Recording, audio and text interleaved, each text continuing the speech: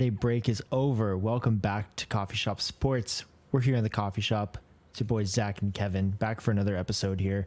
Been a little bit here, man. Been a little bit since we've had a full episode. Been Tragic. busy. Did you miss me as much as I missed you? Of course, man. Yeah. Okay. The breaks are always hard. I mean, they're great. I love the holiday breaks, but sports don't stop, which means we're not supposed to stop, but we got to stop. We got to take stopped breaks, a little bit. So we have to stop a little bit. That's But right. we're back post-holiday episode. Lots have happened. Lots of football. Playoffs are here. NBA has been crazy. Lots of stuff going on around there. So we'll do our best to cover it all today's episode. But first Hell yeah, things man. first, let's check in. How are you doing? How's your Dude. morning, Kev? Doing great, man. It's a wonderful, wonderful life. I might sound a little different. I'm coming out of a different audio source today. My microphone is packed up. We're doing a music video, which is exciting to shoot that. So kind of Johnny on the spot for that. I feel like a bride running around getting all of her arrangements in place for her wedding. That's kind of like the vibe I have right now.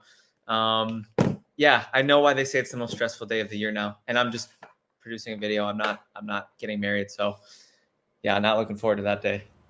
Yeah, that is definitely stressful. Weddings are fun but stressful. So Yeah, that's can't take kind that of away. that's kind of what I'm feeling right now, even though it's, like I said, very marginal. Classic male of me to compare my struggle to another one Everybody's that's got their probably own. a lot That's worse. how it works. Everybody's got their own. Right, exactly.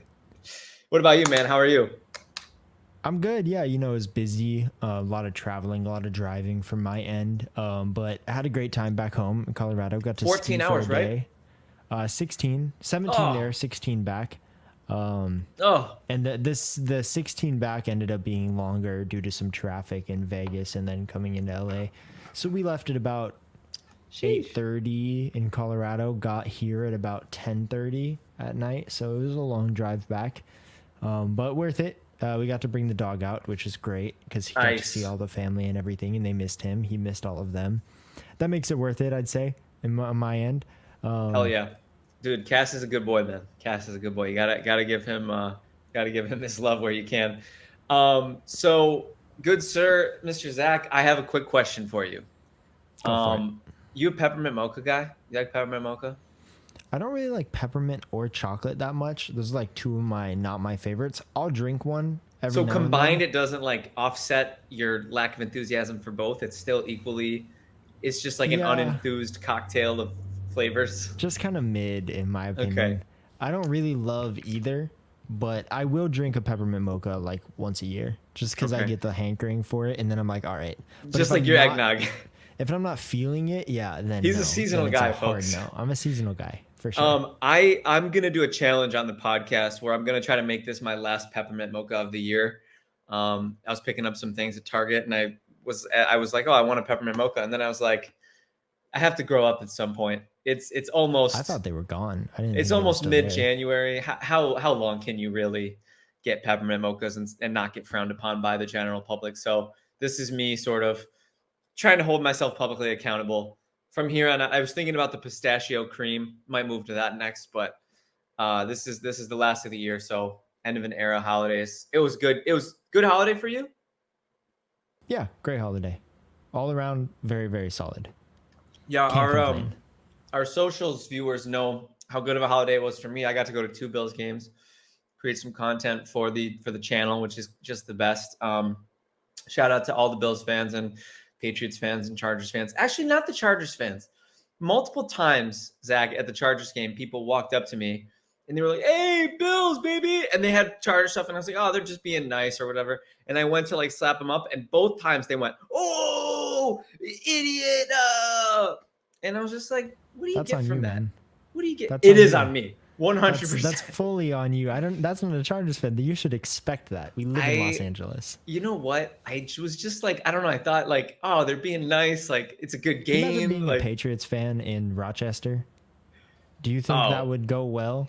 yeah, you know what? And I'm not that kind of Bills fan. So sorry to those Patriots fans who maybe might have got harassed a little bit. That's not me. I'm over here chopping it up, making jokes about the Brady era. But yeah, you're right. Fans can be nasty. Fans can be nasty. I think, if I'm not mistaken, There was a Bills fan shot and killed in Miami after this last game. Yeah, that story's going around, and it's pretty like it seems to be pretty damning for the Miami people who did it. But there's a lot of people saying it What was do a you mean, but this man was just shot and No, killed? no. There's a lot of like reporting like eyewitness reporting that are saying that it's actually wasn't sports related, and there was like a traffic incident that led to it. So I totally, I mean, Yeah, it was probably obviously, not sports RIP, related. Yeah, to less that. fan on fan action. All right, Yeah, well, let's move because forward the anyway. fan on fan action does happen. Just saying, but yeah, It that's the does, sad stuff. This podcast 100%. is a happy podcast. We can keep it moving. So we gotta go. We gotta go way back for this one. We're gonna go way back to week 1, which feels like millennia ago, a million years ago, And also we're like a gonna blink of an eye. It's weird. like a blink of an eye. Also We're in a time fast. hole. We're in a wormhole for time. I'm. This is a hot take here. I'm ready for the season to be over. A little bit. Wow. Yeah. Like football in general. Just yeah. I mean, I'm tired of the regular season. I want. Oh, the I'm regular ready, season, I'm yeah. ready for the playoff action. I agree and with I'm that. ready for the. I've seen enough regular season. I feel like 18 weeks. I didn't mind the original 17. Me neither. 18. I'm like, okay, one more. Let's fine. But I'm dragging now. I'm like, all right, let's move on. Let's get. Yeah. I don't want to watch. Week 18 gets kind of junky. Where I'm like, Oh. there's not a lot of good football playing. Worse than junk, dude. It's the ultimate. It's like our Thursday night argument where it's like, are we really? Yeah. Yes, it's more Why are we football, but doing is this? it better football? Add a second bye week. If you want to have every NFL game having 17 weeks, add a second bye week and make it a 19-week season. Nobody other than fantasy managers, which obviously present company included, that will be it'll be a new thing to have to navigate. But I don't think that the quality of the game could possibly get worse by week 18 and with all the Thursday night stuff. So more isn't always more. I agree with that 100%. Well, we have a couple takes to get into preseason. Some misses because we own our misses here, and we have plenty of them between the two of us. And I have this really fun idea. I'm going to set a timer for both of us. Minute 30. I'll have my iPhone alarm going, and I want us to ditch. This is old enough to remember when, and I want us to just dish on what we're old enough to remember when. And for we can give props to each other. We can drag each other. We can give props to ourselves. We can drag ourselves. I think this is going to get really fun. Do you want to kick it off? Do you want to kick off old enough to remember when? I would love to. All right. I'm going to tell me when, and I'll set your timer. I say go for it. Set a timer for 90 seconds. What do you do? Just set it. You're good. It's set. I was old enough to remember when every player I wanted to have a good season didn't get hurt. And that is this season for me. I was big on J.K. Dobbins coming into the season. Never got to see that. Completely out of the game. Deontay Johnson coming into the season. Missed most of the season. One of my bold takes was he was going to lead the Pittsburgh Steelers in touchdown receptions. Fun fact, he did. He did. Even with all those games missing, he had 5 touchdowns on the season, which was tied with 10. George Pickens, right? Would have had 10. He had about 50% of the Steelers receiving touchdowns. Insanity with 5. That's crazy. Got hurt, missed most of the season. Justin Jefferson, my absolute boy, not a hot take machine type thing of saying he's good. Missed most of the season. That just felt like the amalgamation of my year of just like, poor guy. Every player I had big hopes and dreams for, it felt like for me, was hurt. I didn't even get to see it fail. Like, I want to fail because J.K. Dobbins does bad. I want to fail because he doesn't pan out. Like people like being a Cam Akers truther. You failed because he failed, because he didn't have the season. Being a J.K. Dobbins truther coming into the year, I feel like I never got past the starting line. And that's a lot of how I felt. I was like, I'm not sure if I'm high on Anthony Richardson or not. And you never got to find out, really. We got a couple games in. And that's my gripe, man. Just the injuries. I hate it. You know what, Zach? I applaud you for making this accountability hour, because you're doing God's work with that, honestly. I was looking for a victory lap. You had some good takes too, man. You don't gotta just bemoan the ones that didn't end up the way you thought they would. You had some good takes too. You're muted. I genuinely feel like most of mine just I never got to find out. Like even like the good, like I guess as like the Deontay Johnson one was like, yes, he was fine when he came back. Could he have been different? I have no idea. Could he have been something else? No clue. So I feel like even of my good takes, there was just so much injury ravaging. Like, yeah, Calvin Ridley was good. Like, retrospect, Calvin Ridley, about 1,000-yard season, close to double-digit touchdowns. If you would have told me at the beginning of the year that's what he was getting, I don't think that'd be a disappointment. I'm pretty good with that, actually. Didn't hit the high bar ceiling that he could have. It was just the way that it happened, I think, that people are the maligning. way that it's, which we remember, like, people forget this every year, but wide receivers are always like that. They're fluky. They're in and out.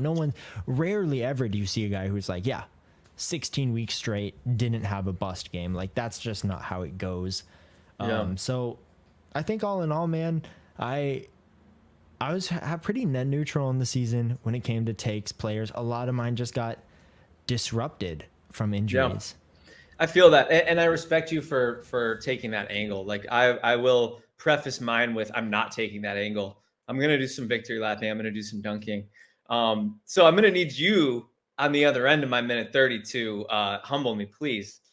Because I got some things right, Zach. I got some things right. So I'll set my timer. I'm going to do it the same way I did my other one, Zach. Deal with it. Set a timer for 90 seconds. You realize we're an audio podcast, right? 100%. And I hope those people enjoy.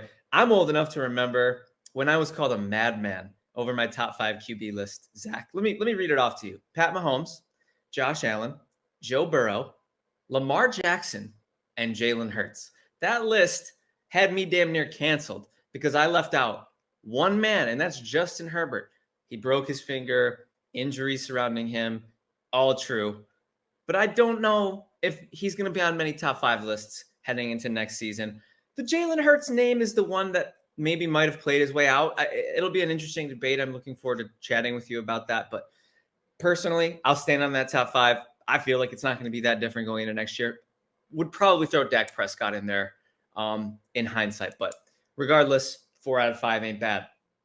I'm old enough to remember when I was called a madman for believing in the Texans, even saying their pick trade would matter less than we think it would because it wouldn't be top 5 and it wouldn't be top 10. That pick, Zach, is currently TBD because they're still in the dance. They're in the tourney, man. And their moves at the time weren't perceived needle moving. I think they were.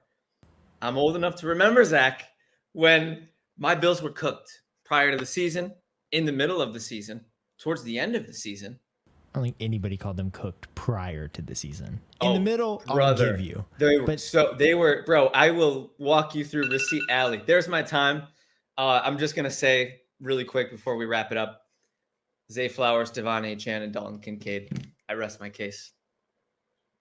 Would like to point out you almost lost both of those bets. You lost one of the bets. Dalton Kincaid did not hit your expectations. He didn't hit the level I was projecting. Not even a tight end one. Not even a tight end one. He wasn't a top 12 tight end? Nope. Set the Bills' rookie receiving record. Not hard. Not a big line. Not a hard line to beat at the tight end position. More catches than rookie Sammy Watkins. Last week put him up at 12 because he passed Mark Andrews, who didn't play for half the season. Tight end one, baby. He passed him by 0.9 points for a tight end that missed. That's right. How much of the year? He needed every one of those. I'm proud of every games. Proud of every one of those points. And then I don't know if you know this, but Zay Flowers actually almost lost you the bet by sitting. He finished at wide receiver 31. So, I like sitting. I like a sitting wide receiver. That tells me they did something right. You love it. So I do have a victory lap for you. Please, I want that from you. Please, you're a behemoth of good taste. Isn't going anywhere. Kyler Murray's not going anywhere. That part. It was at the beginning of the season. It was, oh, congrats, Caleb Williams is a Cardinal. It was nonsense. Yeah. They don't have the number 1 overall pick. They don't have the number 2. They don't have the number 3. And you know what? Kyler Murray looked every bit of what he was before the injury at the end of the year. Took down the Eagles. I think he likes. We talked about this. It was Cliff. It was Cliff King. He did not like playing for Cliff Kingsbury. Yeah. So, I personally think Gannon's an all right coach. I'm excited to see what he's got in the tank. They were a frisky team all year. They really were. So The fact that people had Williams locked in as a Cardinal, Kyler's gone, he's toast, he's dusted, not even a top 12 guy. Nonsense. I'm taking the yep, victory lap. He is every bit of a please do. quarterback as he was, and I think the Cardinals aren't even going to think about trading him anymore. I think it is a non-question. Yeah, I'm old enough to remember when myself included and probably 80% of our industry were saying Kyler Murray won't even play. We said he was going to be shut down before he would come back from the ACL because why bother? They would be out of it. They were out of it. That part was true. But Kyler has that dog in him, clearly. He said, I don't care if we're out of it. I want to get the reps in. I want to play with the coach. I don't think there's a trade on the horizon. I think Arizona will smartly, hopefully, build around Kyler moving forward. And I think that's definitely a victory lap that you can take that bow. I think I I'm do trying to have one to hubble you on that I'm fact checking I currently. need this. I need this. I think I loved my rant, but I want this. This is what this segment is for. something we had talked about that I had called you ridiculous for and some homerism for Oh, I know what it's going to be. I almost brought it up. is that you said every Bills skill position player would outperform their ADP, and I believe I said I it liked was them at their Josh. ADP. No, you said they would outperform their ADP. Because I said that was statistically impossible for all of them to outperform their ADP. Yeah. And I believe only James Cook and Josh Allen outperformed their ADP. I do not even think Was Kincaid not a top? Was he not a top 12? Kincaid was ADP as the 11th tight end off the board, finished as 12. That's tough. Diggs did not finish above his ADP. Dude, and Diggs Gabe looks like Davis did not finish above his ADP. And that's remarkable given the start to the year he had. That's how bad his fall off was. And Josh Allen was one or two. So if you say, because he did finish as one, so technically he finished at or above his ADP.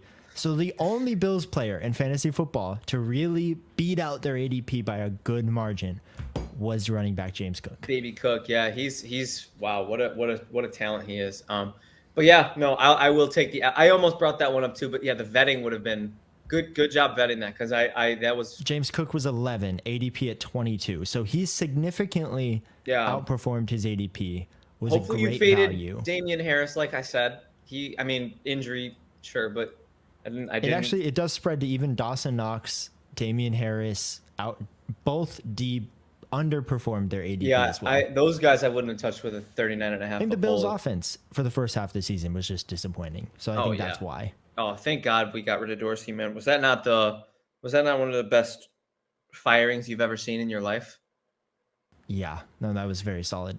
Talk about galvanizing. Followed up by the most questionable of Mike Vrabel being fired. Oh, I'm so not a fan of that move, man. That's the ultimate cutting off your nose to spite your face. Like, there's absolutely no reason for that. That's very much. For him. I hope he gets a better organization than the Titans. Oh, I'd be shocked if he wasn't a Patriot. Right. Like if Bill moves on, he's just got to be a Patriot. Yeah. Walking into, he's going to be able to handpick his own quarterback, possibly trade up for Caleb. Patriots are 3? 3, yeah. Commanders are 2. So regardless, they'll get a quarterback, I believe, at some point. Whether that's trading up for one or just taking third best available, or the Bears like to do what the Bears like to do. So you never know. Maybe they get Drake May at 3. Maybe they get something at 3. While we're on this sort of scattershot, we kind of have been a little all over the place. I do think it's an important thing to address, and I want to get our takes out there on this, because if you are the Bears, what route are you going with this situation? We talked about this a little bit. I think I do think they should move on from Justin Fields, not from a talent perspective, but from an opportunity perspective. Yeah. I think there's a little bit of bad blood between there and Chicago. I think he could use a clean slate because he has improved. He's gotten better than when he came into the NFL, but I don't know if he's being given that credit in Chicago, where another team may value him a little bit more at this point. Yeah. Chicago would be able to move on from a contract perspective and take a Caleb Williams. And I do think from a career type, you are still making a similar bet from Chicago of we're not sure Justin Fields can fully be that guy. He's shown it in flashes, but we're not positive he could be a career, like a franchise changing quarterback. Yeah. You're making that same bet with Caleb where you think he can be a franchise changing guy, but we're not sure yet. Yeah. So financially, I like the move. They have a lot of cap space. I do still think you get a good return from trading a Justin Fields. For sure. So that is important. I used to have the mentality of just put them both on the block, whichever gets you more, make that move. Yeah. But I do think just from getting a refreshed contract and just letting them both start fresh, I don't think really either of them mesh the way they want to. And I think Yeah. Justin Fields has the opportunity to make an impact somewhere else. Yeah, I think you're spot on, bro. 100% got to be thinking about that rookie contract and the reset. It's a 5-year window, essentially, where if Caleb Williams comes in and is one of the top, 7 or 8 QBs in the league by the end, then, and some believe he will be higher. It's very early to say how his game will translate. Obviously, I think the physical traits just speak for themselves, but there's a lot to be said for the mental, for the preparation, for all that stuff. So for Caleb, apparently there's some like teammate questions and or attitude questions. I try to take all that with a grain of salt at this as you stage. should. Yeah, there could be a lot of. He's a passionate athlete. I mean, Yeah. people are saying that about Mahomes now, 10 years into his career, and it's Yeah. like he's the best quarterback in the NFL. Like, I don't give a shit if Yeah. he Yeah. runs after Yeah. the play. To Yeah, be honest with literally. you. Yeah, there's some things that you sort of do take the good with the bad with some players. Josh Allen decides to turn his brain off for full halves of football, and he's almost 30. So still love the guy. Still would take him over anybody else, but nobody's perfect. To just put a Listen, button. say what you want. Chris Paul is going to go down as one of the best point guards in NBA history, and there's a lot more there than there is with any of these guys. Yeah, he might and finish with no rings and the weirdest beef with an official of all time.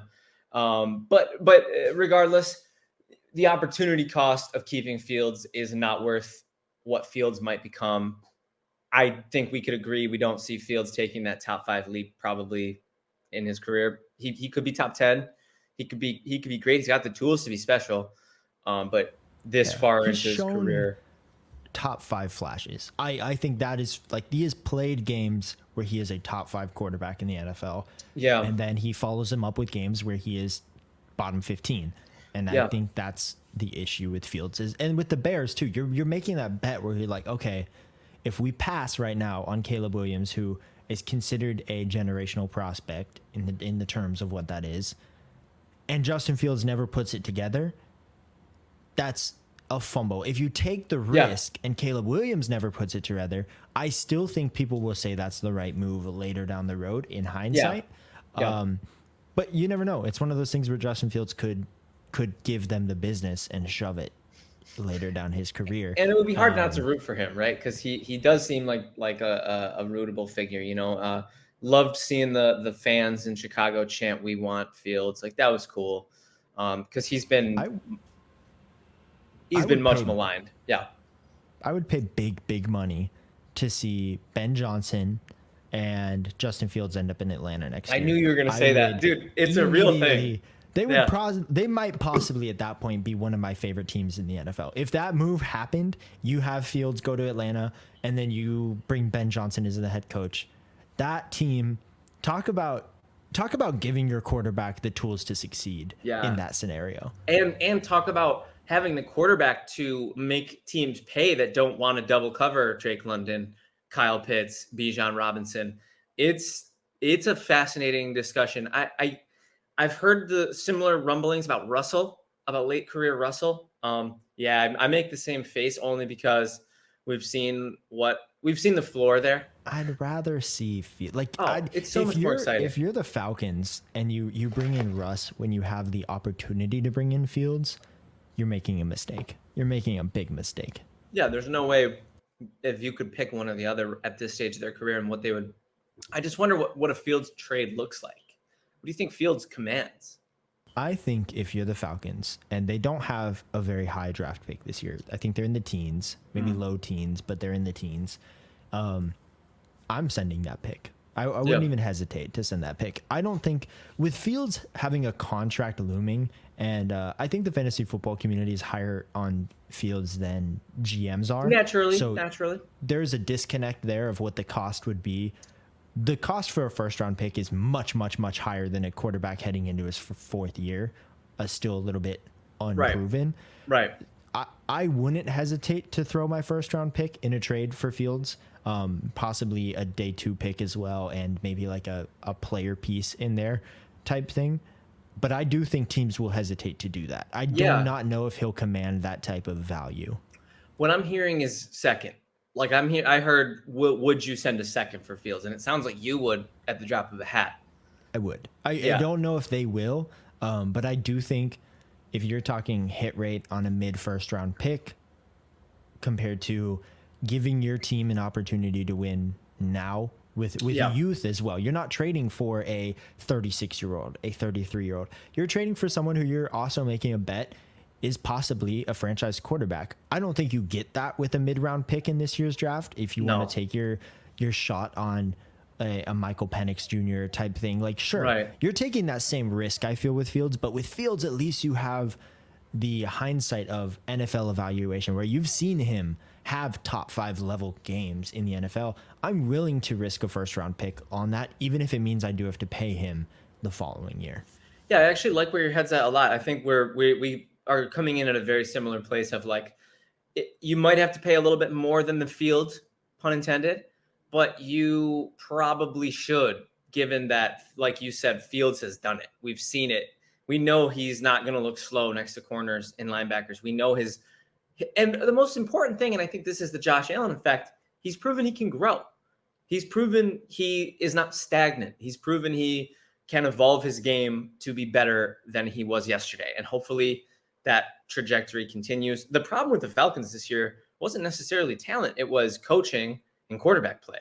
Well, you got one of those poison pills fixed. One of them's gone. Unfortunately for the man himself, but not unfortunately for everybody else. Literally, we're all very happy. You know this. I don't feel bad. He's fine. He's going to land on a nice soft, pillowy cushion of millions of dollars and millions of dollars after that. It'd probably be an OC for Mike Vrabel, wherever. Yeah, I don't feel bad for him. He's fine. If you're landing in a hard spot, like you're cut, you're going to have to work at like Hobby Lobby next year. Like, sure, I feel bad for you. It's not happening with him. Hobby Lobby is not a sponsor, but we mention them every single episode. If they were a sponsor, we would be cut immediately because of all the bad things I've said about That's true. You've dogged the smell, right?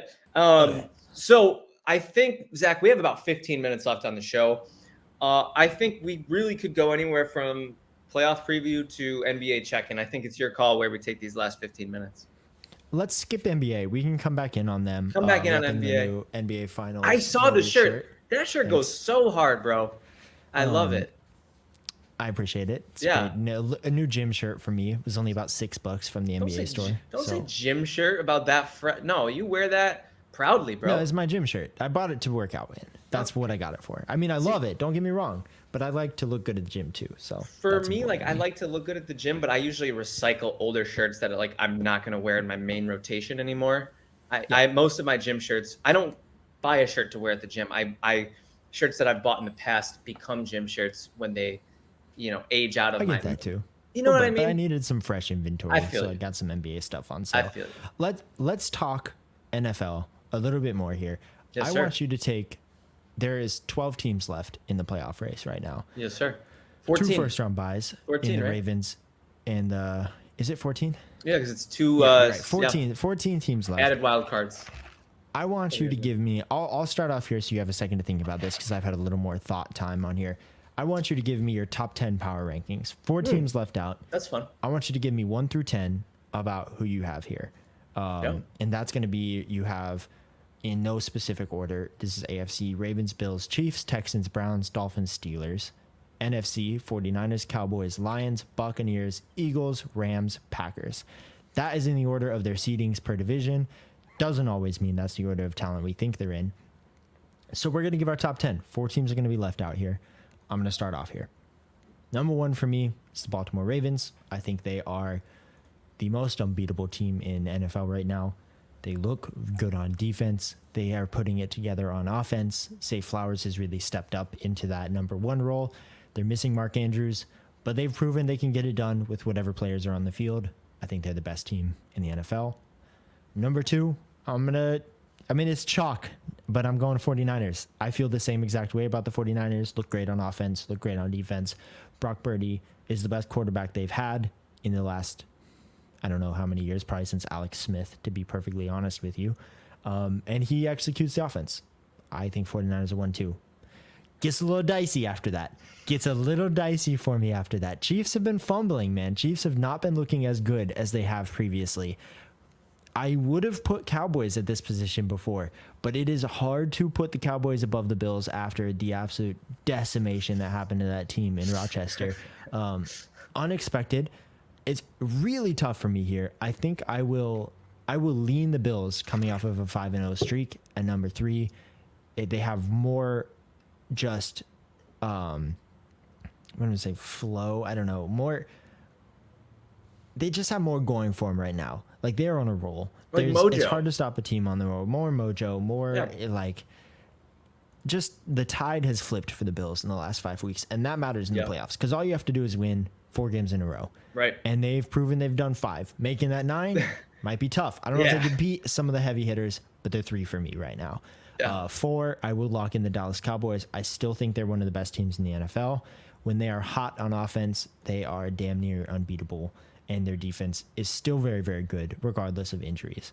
5, I'm still taking the Kansas City Chiefs here. Pat Mahomes is Pat Mahomes. Lions have shown a lot of weakness over the last couple weeks. Eagles, same thing. They have some weaknesses going, but they're going to come in at 6 for me. I'm going to take Eagles at 6. I think that offensive line is still the best in the NFL. Defensive line is still one of the best in the NFL. So they round out the 6 for me. I think a popular pick here is going to be Lions at 7.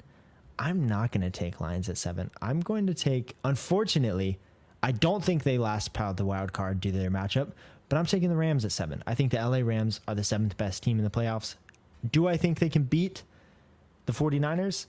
No, probably not. But Rams, Lions, wild card week 1 is going to be just such a good game. Matt Stafford coming home to Detroit in their first ever playoff game. Just a studly matchup there. And I think the Rams can pull it off.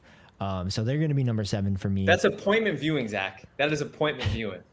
Absolutely. Number 8, I'm going to lock in the Detroit Lions. I do think their offense is still elite, but they have shown that they are willing to let games slip away from them, whether that's in the first half, second half. I do still think they can beat any of the teams in the playoffs, but out of a consistency aspect, I'm going to put them at number 8. Gets dicey here now at the end. I'm going to give the Cleveland Browns number 9 because I do still think they have one of the best defenses in the NFL. And Joe Flacco is playing some fucking great ball. Some fucking great ball, man. I've been really enjoying watching Joe Flacco play. I think they can win a game. I would love to see Flacco revenge game against the Ravens. Would be my favorite thing. Getting Matt Stafford in the wild card weekend against Detroit and then getting Joe Flacco back home in Baltimore. That's must-watch football. That is the storylines coming in to save the NFL. Yep. So they're going to come in at, you know what? I actually think they're going to be 10 for me. I'm forgetting about the Miami Dolphins on here. That is my bad. Let me bump the Dolphins up above the Lions here, and we'll go Dolphins, Lions, Browns to finish off. Okay. 8, so 9, 8, 10. 9, 10. Okay. Yep. 8, 9, 10. Dolphins, Lions, Browns. Yeah, I love your list, man. I found that we were very lockstep early on in your list. I made mine while you were saying yours, so I'll say mine and then we can talk about our lists. But I do have the Ravens at number 1. You used the term decimation to describe what the Bills did to the Cowboys. I would use the term decimation to describe what the Ravens did to the 49ers. And the 49ers are the consensus number 2.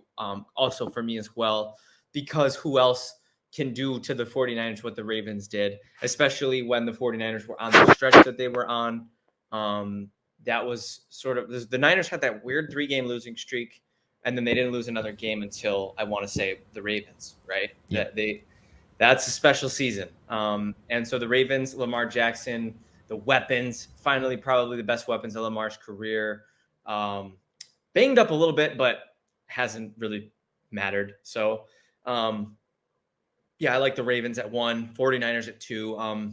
Weapons for the 49ers, defense for the 49ers, O-line for the they have it all going. And really those two teams that we saw play on a Monday night a couple weeks back, they kind of feel like the collision course. But as we know, Zach, it is rarely the juggernauts. Anything can happen. We always want it to be. We always want it to be the juggernauts, but it rarely ever is. And my number 3 team is the Buffalo Bills as well for the same reasons you said. I just think Josh Allen is. By the way, the word I was looking for was momentum. Momentum. That's a good. That's a good word. You said flow, so I thought you were going for more of like a swagger thing. But momentum is true. Momentum was the word. You can absolutely use that term to describe the Bills. They truly are the team in the NFL who beats themselves more than anyone, and that's why they had to sweat out the division and sweat out the 2 seed. But they did it. I mean, they ended up putting it together long enough to get them there. And I personally, out of all of the seasons that the Bills have ever made the playoffs in my life, starting in 2017 up through now, as weird as it sounds, given what they've been through, I feel like this year is the year that has I personally had accepted that they weren't going to go. So if anything happens, I'll be super happy. Like if they make a little run this year, I'll be super happy. But I think we know how they have to get better. Gabe Davis is not it. We need a real wide receiver too. You and I will have the offseason discussion whenever that triggers. If it's following a Super Bowl, it has a different tone to it, but we'll see. The Cowboys are my 4 because of how outstanding Dak Prescott has been playing this year. CeeDee Lamb is looking like a top 3 wide receiver in the NFL. I think a case can be made that he was one of the best in the league. Really, Tyreek kind of stands alone there, I think, is the best, but a case can be made for CeeDee Lamb. And yeah, their defense is good. They're banged up too, unfortunately. I'm going to shock you here. This is our first true differentiating team. I have the Browns at 5. Talk about momentum. Talk about mojo. At 5. I think the Browns are, and you know what? I realized looking at my list, I should have given more love. I'm gonna change one of my later picks, but I have the Browns at 5 because of the swagger that Joe Flacco's playing with, the nothing to lose. I was on my couch a month ago attitude that really can take you so far, and he's just so likable, and just so like, oh God, he's so. I don't know, man. I've gotten a bit weepy talking about Joe Flacco in recent weeks, even though I was never that big of a fan of his. Just seeing the gratitude that he has for the second chance, it's just a beautiful thing. I have the Lions at 6, and it's a little higher than I wanted to put them because of the Laporta injury. I think the Laporta injury is bad. He's questionable to play this week. If he plays, not looking like a long-term injury. If he plays 6, feels good, but him getting banged up, what he's been for that offense is so important. The ultimate, I mean, for me to call him a safety valve feels weird because I think Amon-Ra kind of plays that role as well. But I think Laporta is such a safety blanket for Goff. Chiefs at 7. Never thought I'd ever have them that low on a playoff power ranking list, but God, have they looked beatable and average. So we'll see what happens. They're kind of like the ultimate movie monster that you think is dead, and then it's just going to come back. And I feel much about Mahomes as I always did with Brady, where it didn't really matter anything that happened in the regular season. He's here. As soon as the playoff starts, it's like, all right, I'm clocked back in. He's in the tournament. Yeah. Rams at 8 because of their unbelievable run. Stafford's last dance feels like, I don't know if it is for sure, but kind of feels like a last dance a little bit. Love the him going to Detroit matchup, appointment viewing. I have number 9. I'm going to say my Texans, because I just, I love them, and I love Stroud and the swagger that they're playing with, winning their division, upsetting the Colts. Unbelievable season for the Texans. Nico Collins, Devin Singletary. Jesus, that guy, he is just Mr. Consistent. He really is. I think they'll be an interesting team in the next round. And then number 10, Zach, it is just the ultimate coin flip between the Eagles and the Dolphins for me. The Eagles just lost. You have them down there. The Eagles just lost to the Giants, Zach. and they weren't sitting their starters. That's just hard for me to unsee. They sat their starters for half the game, but yes, because they were still it was losing out by a because lot. because they couldn't win, and Hurts' finger was bent the wrong way, and Brown was gimpy, and Smith's been gimpy, and it's just a bad vibes. And then the Dolphins, their collapse was pretty unbelievable. Their second half against the Bills was punt, pick. Oh, sorry, punt, pick. The Bills. McDermott is a mastermind sometimes with defense, but that offense should never be held to that kind of low output. That was really hard to watch. And also going to Kansas City in the weather. Yeah. They're low for me just from an injury perspective. I think the Dolphins would have been my 3 if you were talking about this like 8 weeks ago. But Waddle hurt, Mostert didn't play that game. But they'll be playing next week. They should be, yeah. But it's like, how healthy are they? I mean, Tyreek has been on and off the field in the last 4 weeks constantly. Yeah. Defense, Chubb's gone. Like you lost Phillips earlier in the season. Like it's just Howard. It's at a brutal standpoint for 100%. me, where it's like, yes, this offense is still as good, but like we saw the Bills game was like they can't last a full 4 quarters like that, and that's why they're lower for me. I think having the Browns above both of those teams for you is a little bit wild to me. I don't know if I'm in on that. Quarterback to me matters a lot in the playoffs, and while Flacco has been playing that fuck it ball, he's also been throwing an average of 2 to 3 picks a game, and I think in playoffs that matters a lot more than it did in the regular season. Because if you throw 2 to 3 picks a game in playoff, that's a different ball game. These are teams that will not forgive you for that. They are not. These are not the Jets who will be like, "Oh, you could throw 2 to 3 picks against us. We're gonna score 6 points total, so it doesn't matter."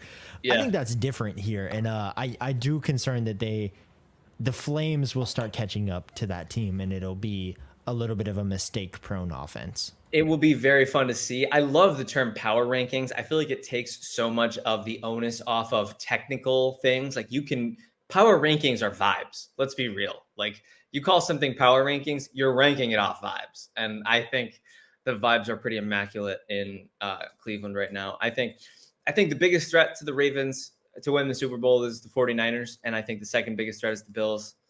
And then from there on, I could see the Cowboys or Browns getting hot and sneaking it. All the other teams, I think the biggest threat to the Ravens is still the Chiefs coming out of the AFC. You have them pretty low on your list to be saying that, though. Yeah, I think they came in at 5 for me. And not 3. I actually think the Ravens are more set up to beat the Bills than they are to the Chiefs. I think the Ravens-Chiefs game would come down to a little more defensive type situation. So you think the Bills would need the Ravens to falter elsewhere? I think the Bills would need the Ravens to falter to make it. It's possible. Past. I do think the Ravens are set up very to do damage to what the Bills do very well.